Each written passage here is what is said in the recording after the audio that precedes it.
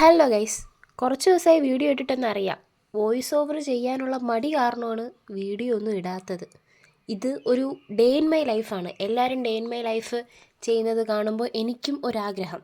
വേണമെങ്കിൽ college day in my life എന്നൊക്കെ പറയാം. ഞാനൊരു ഫസ്റ്റ് ഇയർ BA LLB സ്റ്റുഡൻ്റാണ് പാറശാല ലോ കോളേജിൽ.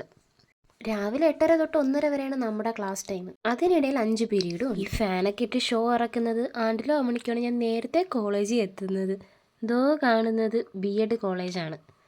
പിന്നെ എന്തിനാ കോളേജിൽ പോകുന്നതെന്ന് ചോദിച്ചാൽ എല്ലാവർക്കും പറയാൻ ഒറ്റ ഉത്തരേ കാണുള്ളൂ. ഇതാ കേട്ടോ,